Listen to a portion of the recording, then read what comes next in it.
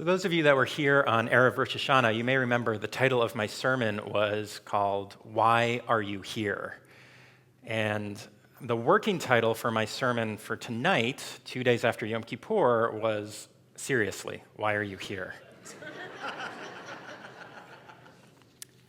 I changed it, and first because I realized the answer for a lot of you would be Ellison, but there's another reason. The question, that whole question, seriously, why would you be here 2 days after Yom Kippur, it comes from what I think is a larger cultural view of what religious services are. This idea that services worship is boring, it's tedious, it's the spiritual equivalent of going to the gym. You might go, you might see the value in going, but it doesn't mean that you want to go. But like I said, that's the larger cultural view, but that's not the only view.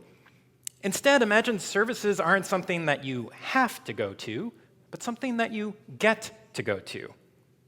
Except, I'm preaching to the choir here, you don't have to imagine it because you're here after all.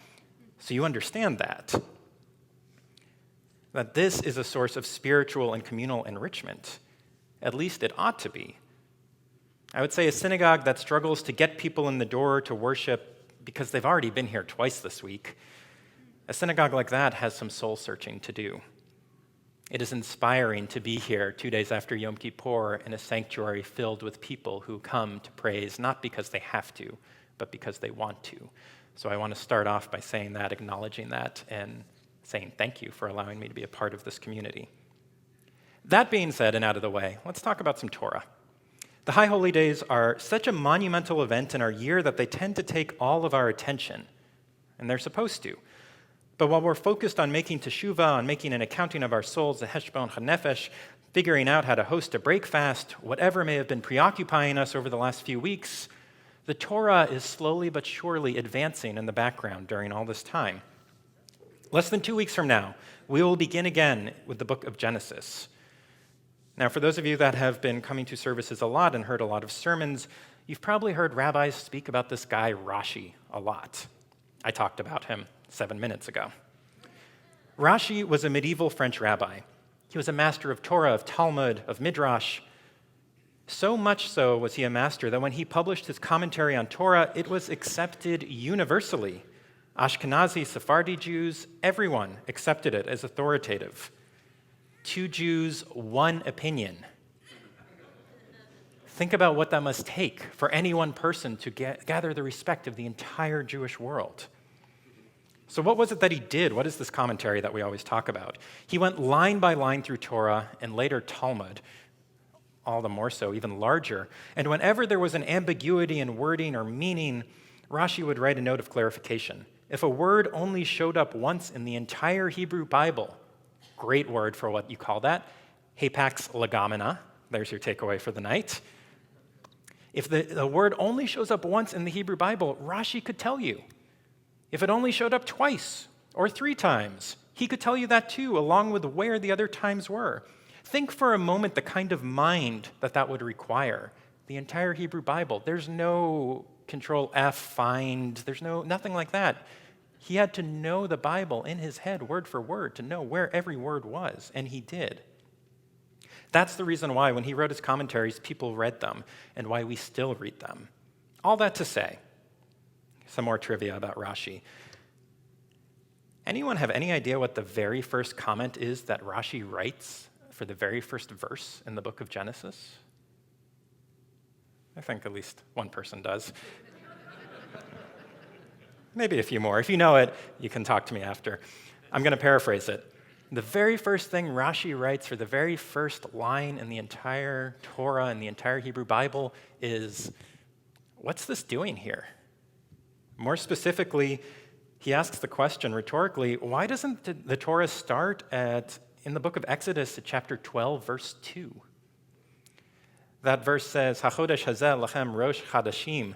This month shall mark for you the beginning of the months. It shall be the first of the months of the year for you. Rashi asks, how come it doesn't start there? It's a weird question without the context, I realize. Okay, we'll skip that part. So why would Rashi wonder why the Torah doesn't start there? That verse doesn't sound like much out of context. All right, I kind of just paraphrased that. This is why. It's widely understood that verse to be the very first public universal commandment, the very first mitzvah in the entire Torah.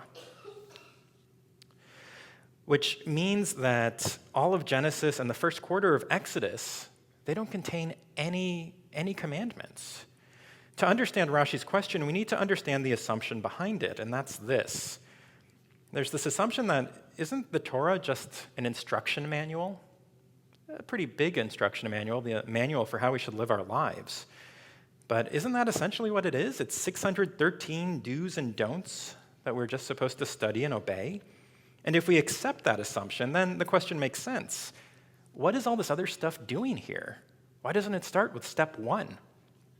It's like if you open the instruction manual for your IKEA chair, and the first 2 pages were an essay on the history of sitting.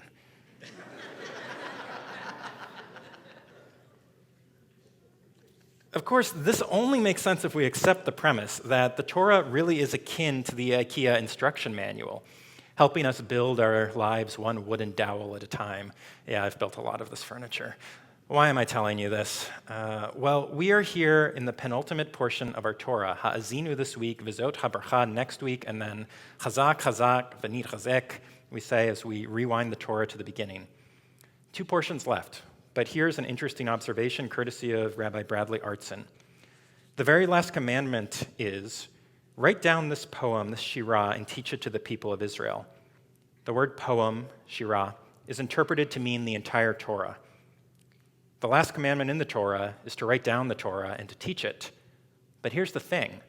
That commandment, the final commandment, that was in last week's Torah portion. That was step 613 in our little manual. So the person who sees Torah as merely a list of do's and don'ts, she or he doesn't have much use for the first part of the Torah, and likewise wouldn't have much use for these last 2 Torah portions.